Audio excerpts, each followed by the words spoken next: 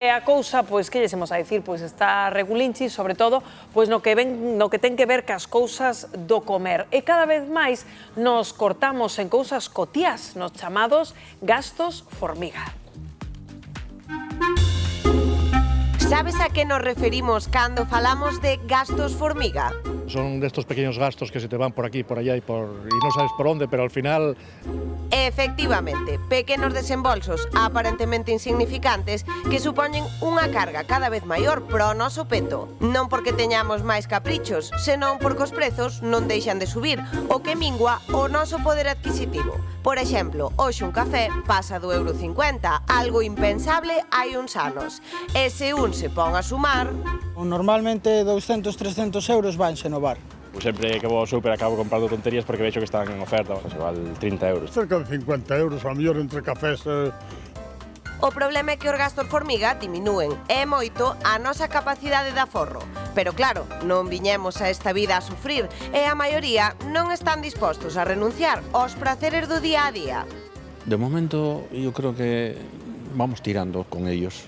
Mientras que la guita dure, pa'lante, como los de Alicante.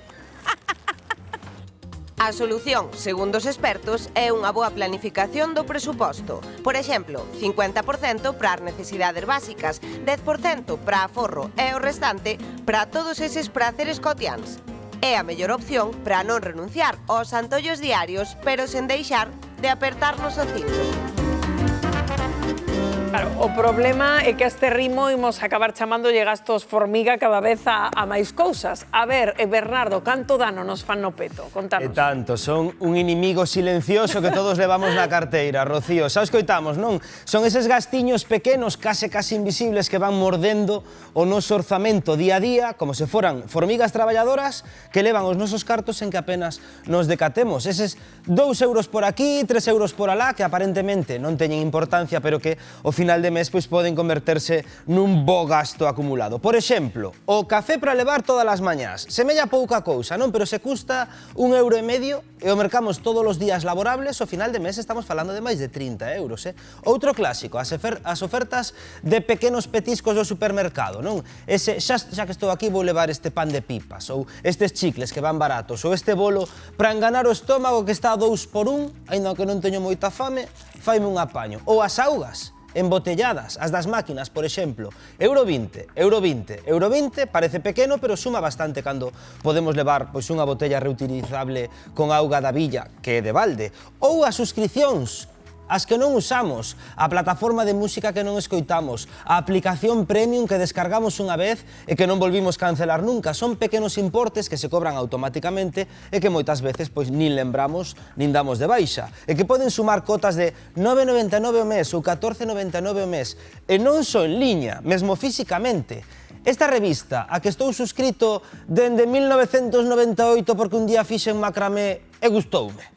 Ou o boleto da lotaría. No, epa, aí vai a suscripción, ves? Se non a usamos, a que a temos.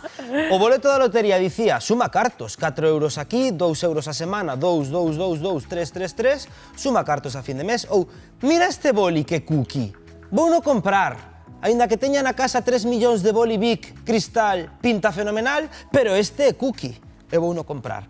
Pedir comida rápida un par de veces a semana tamén suma, poden ser 30 euros por 4 semanas que ten o mes, boten contas. En fin, que é moi importante identificar estes hábitos e facer pois un pequeno exercicio de conciencia. Realmente necesito isto, porque facilmente, se sumamos todos estes exemplos, chegamos a superar os 200, 300 ou mesmo 400 euros ao mes, sen apenas decatarnos.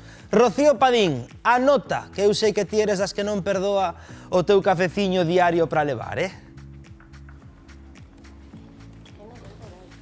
Si, eche boa verdade, o cafeciño non perdono, para levar ou para tomar aquí, Bernardo. Pero claro, como a nós, pois moita xeite, viñemos aquí onde Eva, moi bo día, Eva, como estás? Hola, bo día, Rocío, que tal? Aquí hasta as 3 da tarde andades a tope, Un pouquiño, sí, un pouquiño. Ti notas que a xente vai mimando e mirando cada vez máis esos gastos formiga? A ver, o café é imperdonable, eso non se perdona. Sí que é verdad que o notamos nos desayunos de zumo, tostada, que xa non se pide tanto, pero o café é sagrado.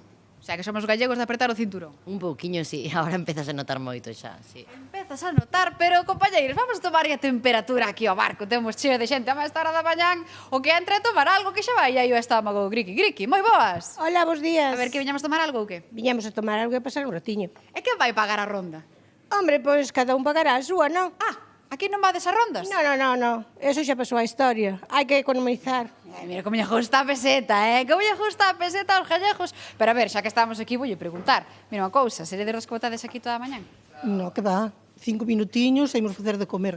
Pero, bueno, sempre hai xente que se queda aquí despois de comer a partidiña e con un solo café. Cun solo café toda a tarde? Seguro.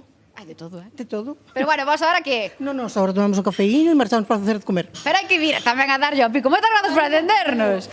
Que? Un pouquiño, dá. Home, hai que poñerse ao día, compañeiros, como ten que ser. A ver, vete por aquí, moi boas. Hola, buenos días. Ainda non che atenderon? Todavía no. Que vas a pedir? Un cafeciño. Non vas pedir unha tostadiña ou algo para mollar? No, ahorita ya no. Antes sí pedía un café y un croissant. Ahora no, solamente el café. Hay que economizar. Ai, que economizar, por moitas grazas para atendernos, compañeiros. Xa están a ver como está a situación. Cada vez máis os galegos tiramos e miramos por eses gastos formiga. Por a conta que nos ten, grazas, Rocío Padín.